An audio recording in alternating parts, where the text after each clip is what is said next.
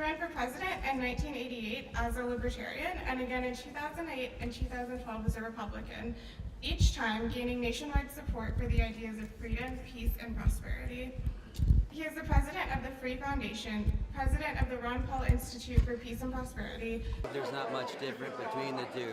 The war on drugs is the war on the poor, the war on terrorism, and they use very similar tactics to control and take away rights and victimize people that are low income or disability or gay or people of color, and it makes their lives that are already hard more difficult. With medicinal marijuana being legalized in various states, we're starting to see a shift in a drug that was categorized as a Schedule I type dangerous drug.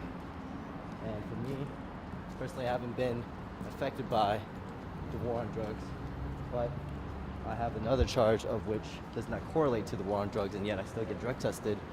So you see there's a process for me to have to deal with war on drugs, something of which is completely irrelevant to what my charge is. Yeah, so the reason why I'm here today is because I don't think that the government or really anyone should be forcing people to force them to do things or to not do things in the privacy of their own homes. That includes drugs, that includes censorship and just so many things that liberty is so important. The person who started the war against terror, the first president, wasn't George Bush.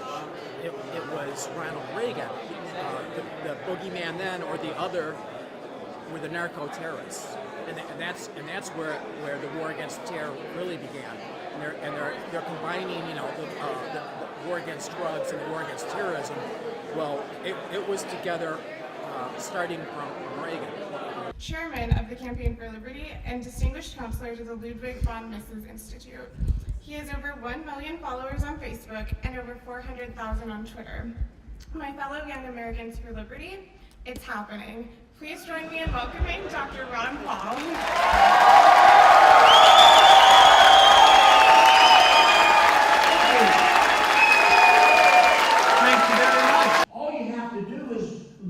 Statistics and show that because of the insanity of this war, the irrationality of this war, that we have soldiers whose minds have been twisted and injured, that we lose 22 soldiers, veterans a day, committing suicide, and it doesn't seem like anybody cares. This money gravitates into this system, and lo and behold, just a few bucks gets into the hands of the military-industrial complex. Did you ever realize that? That ought to stop. They ought to pay the bills, and they should be on the gravy train by fighting undeclared, unnecessary wars that ought to be stopped and not allow war profiteers to benefit from it. It was said that they came here to attack us because we were free and prosperous.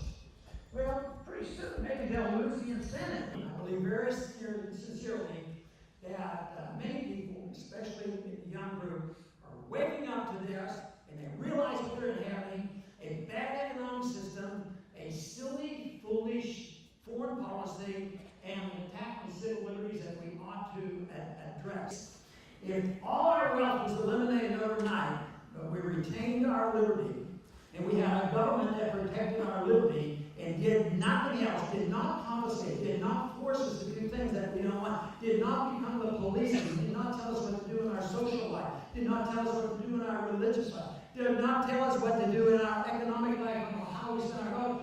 I believe that within a short period of time, we'd be back on our feet again.